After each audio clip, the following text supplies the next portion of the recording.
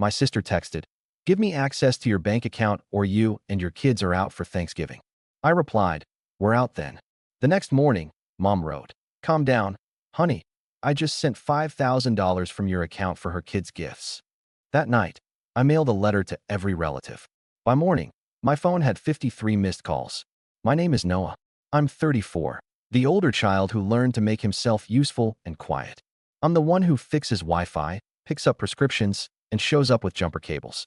I'm also a single dad of two: Maya, 8, inventor of cats wearing sunglasses, and Theo, 5, convinced the moon follows our car because it likes our playlist. I work IT at a community hospital.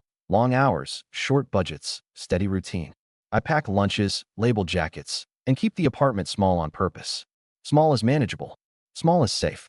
In my family, small also meant invisible. That was fine with me for a long time. Let the light go to my younger sister, Audrey. She glows in any room. People rearrange themselves around her and call it love. Mom calls it presence, like Audrey was born with her own stage lights. Dad used to joke that family is an account, and we all just make deposits. Then he left when I was 19. The account stayed, with my name on a few lines I never should have signed.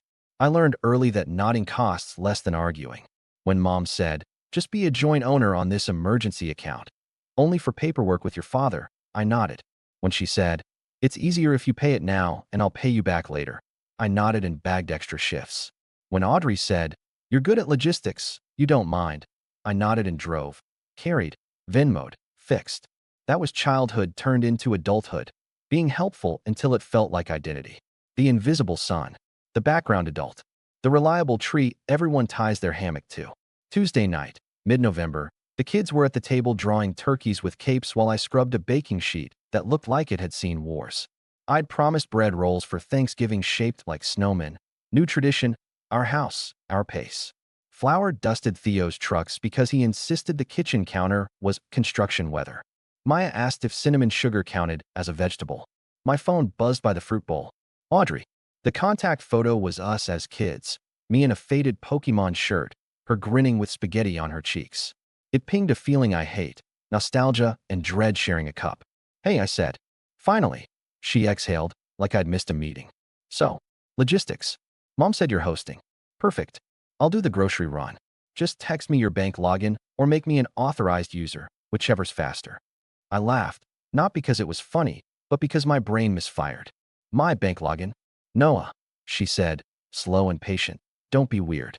I'll buy everything and just reimburse myself. No back and forth." "You're not getting my login," I said.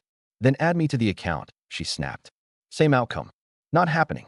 She let silence stretch, then cut it. "Okay, then hear me clearly.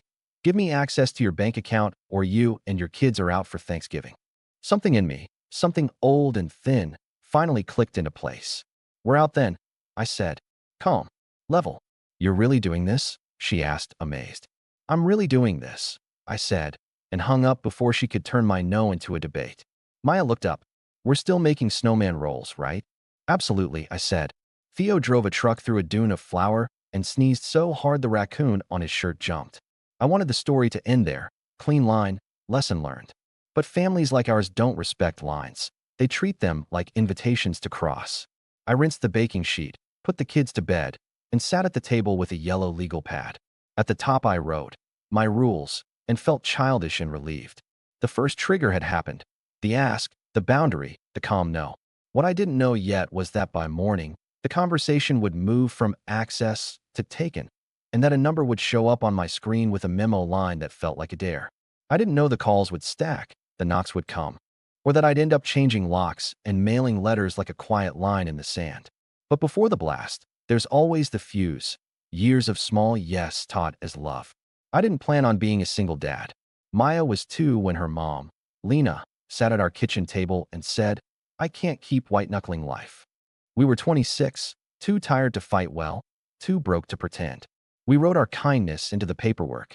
We split time, kept school stable, learned to co-parent like teammates, not rivals. It wasn't failure. It was survival with manners. My family didn't see it that way. In their version, I lost because I wasn't strong enough to keep a family. In their version, Audrey won because she married early and posts photos that look like catalog pages. Correcting them cost too much energy, so I stopped trying. Audrey is 31 and strategic.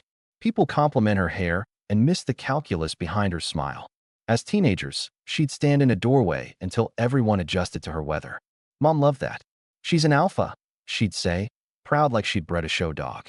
When Audrey ran up a $1,900 clothing bill at 18, Mom called me. "We'll pay you back monthly if you cover it now," she said. I was bagging groceries and tutoring math. It took 8 months of nights. Mom gave me $300 back and a hug that smelled like apology without any inside. The rule wrote itself. If something breaks, Noah fixes it. If something costs, Noah pays first. The list since then is long and boring. Dad's brake pads, twice. A veterinarian bill for a dog I'd met twice. Banjo, perfect, worth it, still not mine. A temporary phone line for Audrey that lasted 8 months. Late fees on Mom's apartment because the landlord is a bully. The emergency account, joint with Mom, for paperwork that I meant to close 100 times. It had $3,200 the last time I checked. It also had my name and an overdraft linked to my primary, because a bank rep once said, "That's safer," and I nodded. Humiliations came in small sizes first. "Don't bring store brand to Christmas," Mom said, pulling a 2-liter from my bag. "We aren't poor." "I am," I said. She didn't hear me.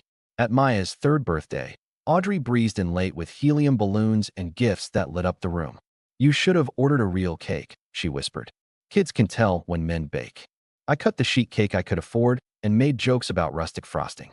When I finally bought a used Subaru with working AC and a trunk that held 2 scooters and a week of groceries, Audrey ran her hand across the hood.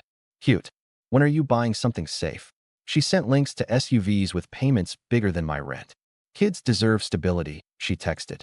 Translation: your stability must match my aesthetic. I tell you all this because when I finally said no, it wasn't about a turkey. It was about a lifetime of invoices disguised as love. The group chat did its usual thing after I told Audrey we were out. "Aunt Denise, let's not make this bigger than it is." "Mom, breakfast tomorrow, we'll settle this." "Me, not coming." Audrey, thumbs down, turkey emoji. I slept badly, not because of Thanksgiving, but because the useful part of my brain still believed I could buy my way to their approval if I did it right. Morning was normal chaos. Maya lost her other shoe. Theo said socks are against the foot constitution. We were late. On the way back from drop-off, I decided to move rent to the bills account. I opened my banking app and felt my stomach fall through the floor. A pending transfer, $5,000. From the family emergency account. Memo line, kids' gifts. I stared until the digits blurred. The emergency account had $3,200, which meant the rest came from the overdraft linked to my primary, which meant Mom had used my credit line like a rubber band and snapped it with a smile. I took a screenshot because I needed proof for myself. I called Mom. She answered cheerfully. "Hi, honey. You moved $5,000, I said. No yelling. No performance. Just the weather report. "Yes," she said, bright. Audrey's kids needed gifts. It's the season. That account had $3,200. I authorized the overdraft, she said. It's all in the family. Don't be dramatic. From my credit line, I said, with my name. "Noah," she said, soft scold. "We are a family. You want your niece and nephews to have a good holiday. Audrey does so much." I pictured color-coded calendars and her turning favors into currency. I pictured my rent due in 4 days. "No," I said. "Reverse it." She laughed. "We can't reverse Christmas. Calm down. I just sent $5,000 from your account for her kids' gifts. You'll be fine. It's only money." I don't remember hanging up. I remember the apartment going quiet like a stage waiting for a line. I looked at my legal pad, my rules. I added 3. Close the emergency account. Remove Mom from everything. Put boundaries in writing. At lunch, I sat in my car in the hospital lot, called the bank, and learned the legal truth I'd been avoiding. Joint means joint, and unauthorized doesn't apply to joint. The rep was kind. We filed a dispute on the overdraft portion. We put my profile behind extra verification. We set the emergency account to close after the dispute. I thanked her like she just taught me a new language. Then I did the only thing that ever moves anything in my family. I wrote it down. I wrote a 3-page letter. Dates, amounts, comp sentences. This isn't about revenge. This is about closure and boundaries. Going forward, I will not provide funds, access, or credit to any relative. Do not ask me for money. Do not involve my children in adult issues. Violations will result in no contact for 6 months. I printed 12 copies, addressed them to the usual suspects, and walked them to the blue box on the corner like I was carrying a small spine. I didn't post. I didn't subtweet. I licked stamps and put what I couldn't say out loud into ink. That night, after the kids fell asleep, Maya starfished, Theo hugging his raccoon like a life preserver, I went through every account I had. I removed old addresses, revoked shared access, added pins. When my hands shook, I washed dishes. When my brain spun, I folded tiny socks. The apartment felt like a ship in a storm, and also like a place with a door that locked. I woke up to a phone that looked like a slot machine. 53 missed calls. 17 voicemails. A family group chat convulsing. Mom, call me now. Audrey, you humiliated me with that letter. Fix this. Aunt Denise, we don't sue family. No one said sue. Uncle Greg, who texts twice a year, your mother is upset. Be reasonable. Cousin Matt, dude. Wow. Dad at 2:13 a.m. Proud of you. About time. I stared at that one until my eyes burned, then put my phone face down and made pancakes with banana smiles. Sometimes the only control you have is whether breakfast looks friendly. At 9 a.m., Mom escalated in person. Knock voice combo at my door. Noah? Honey? Open up. This is silly. I opened because hiding is a trap in our family. She walked in with perfume and appraisal, eyes counting my thrift store lamp and dish rack like line items. She held my letter, creased, then smoothed, like she tried to crumple it out of existence and changed her mind. This, she said, shaking the paper, is dramatic. It's specific, I said. You accused me of stealing, she said, hand to chest. I did what I had to do for family. You moved $5,000 without asking, I said. $3,000 from an account with my name, $2,000 from a line of credit with my name. For Audrey's kids. With a memo. I'll pay it back, she said. When? I asked. With what? She blinked, recalibrating. You don't understand how hard it is for mothers. Audrey is drowning. Her husband is traveling. 3 kids, Noah. Then you help her, I said. With your money. This is about control for you, she said. You like to withhold. This is about my rent, I said. It is not withholding to say no to theft. Her lips thinned. Don't use words like that. Stop doing things that fit them, I said. She shifted tactics, softened her voice. Honey, give me the login. I'll manage your bills so you don't worry. Let me help. Relief flashed through me like a trick. My body remembered being 10 and handing over an allowance for safekeeping.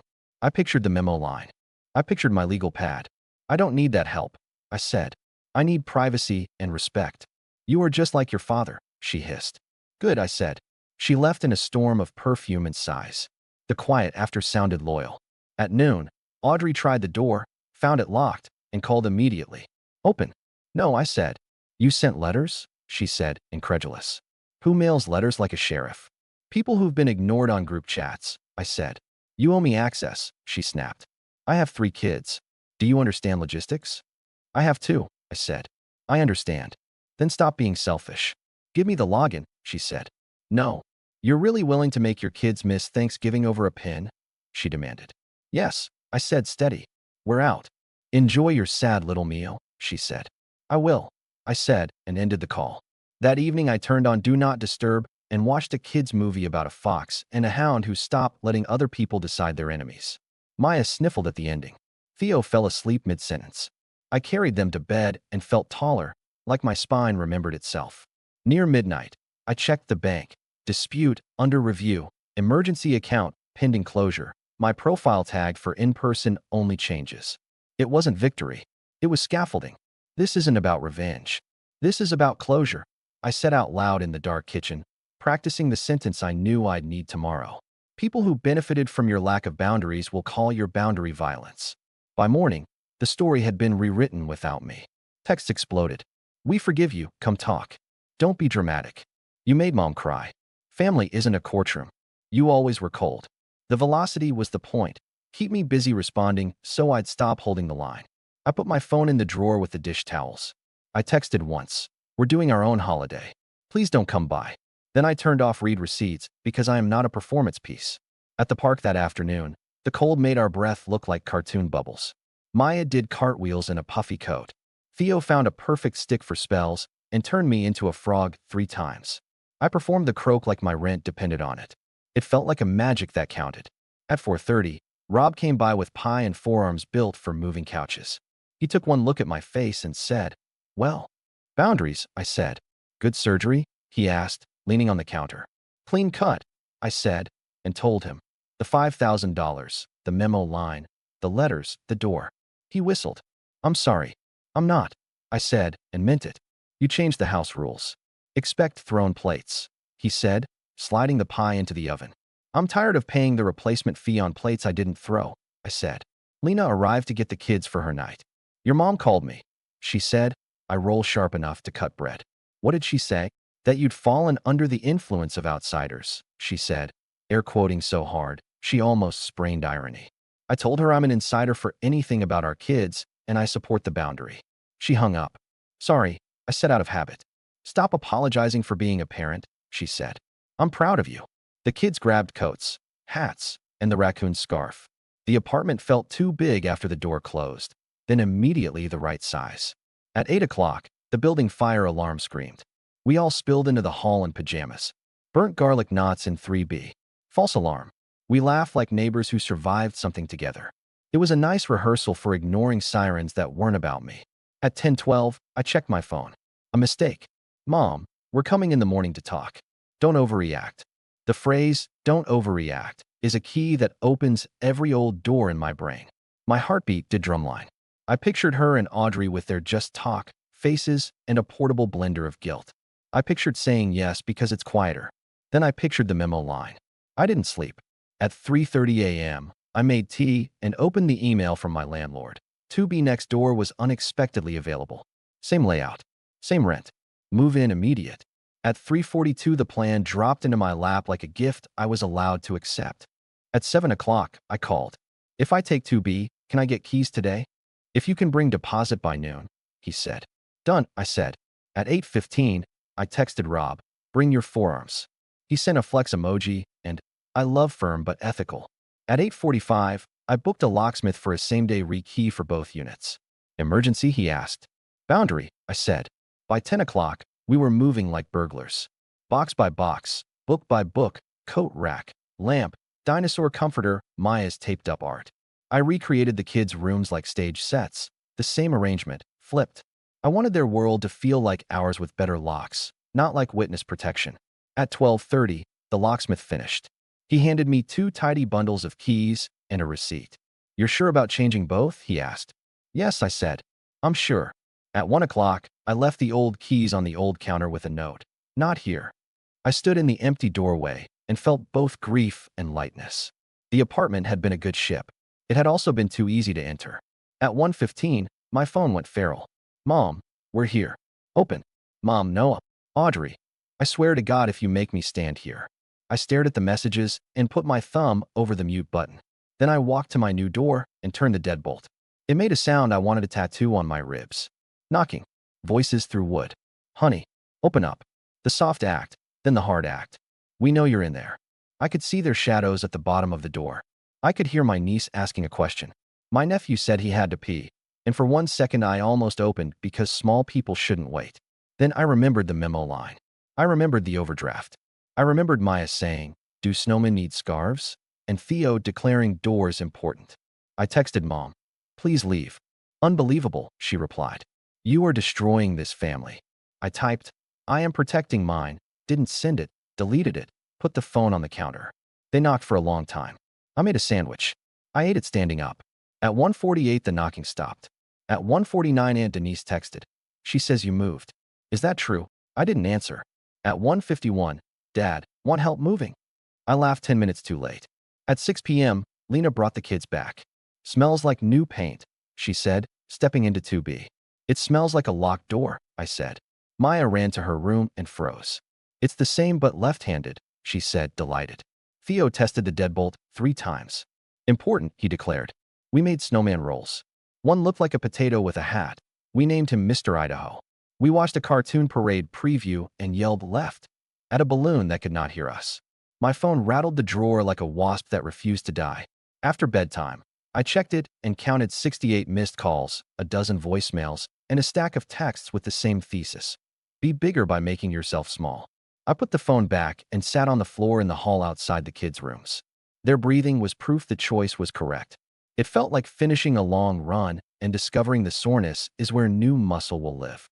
Thanksgiving morning, frost drew lace on the windows. Maya and Theo tunneled under my blanket like raccoons with diplomas. Are we going to Grandma's? Maya asked, cautious. No, I said. We're making turkey pancakes, yelling at the TV parade, and walking by the river. Then we're coming back to eat 2 mini rolls. Do the balloons hear us? Theo asked. Definitely, I said. That's how they steer. We did it all. We yelled left. Until the dinosaur balloon obeyed, which is science. We saw a dog in a sweater and decided he was the mayor. We waved at the daytime moon because the moon likes being included. We came home with cold noses and warm hands. At noon, I checked the bank. The overdraft dispute showed credited pending final investigation. The emergency account said closed. I took a screenshot of the word. I opened the photo twice like I didn't trust my eyes. Relief felt like a knot undid itself behind my heart. Dad texted a photo of a ham the size of a suitcase. Saved you some. No pressure. I wrote, maybe tomorrow. He sent a thumbs up. We are both learning a new language where love doesn't require loans. We ate at the little table that fits exactly 3 chairs and a plate of rolls. We said what we were thankful for. Maya said, markers that aren't dry. Theo said, locks that click. I said, choosing what our family feels like. After bedtime, I wrote one more letter to myself. I wrote, I am not a wallet. I am not a spare door. I am a father who gets to be boring about boundaries and loud about breakfast. I am someone who can love and say no. I signed it. I dated it. I put it with the kids' birth certificates, where important proof lives. Over the next days, the calls slowed. Not because everyone understood, because knuckles get sore. Facebook posts turned from pray for us to memes. Audrey's last text said, you pretend you don't care. We all know you do. She's right. I care deeply. I just stopped paying for it with rent money. Monday, I went to the bank in person with my license and a copy of my letter to myself in my pocket like a talisman. I added the note, no changes without me, in person, with ID. The clerk smiled. Rough holiday? She asked. Good one, I said. First one. In my mailbox that afternoon, a card with no return address. Inside, a check for $300 and a sticky note. For that thing I never paid back. Love, Mom. I logged it in the old spreadsheet under paid. Maybe there will be more. Maybe not. My life can't be a cliffhanger anymore. Here's the moral I wish I'd learned earlier. Family is an account. Is a curse if you let other people hold the ledger. The line, don't make this about money, is a trick when money is exactly what's being taken. Closure looks like letters mailed, accounts closed, locks changed, and a phone in a drawer. Boundaries look boring from the outside. From the inside, they feel like oxygen. I won't hand over my keys again, bank, door, or peace. I can love my mother and keep my login private. I can love my sister from farther down the hallway than she prefers. I can wave at the moon with my kids and let 53 calls ring into a quiet drawer. I'm done paying interest on debts I never owed. I'm done being a background adult in other people's emergencies. I'm building a new ledger. Pancakes, parades, walks by the river, doors that click, kids who say locks that click when you ask what they're grateful for. I balance it every night with the same line. We are enough, and we are safe.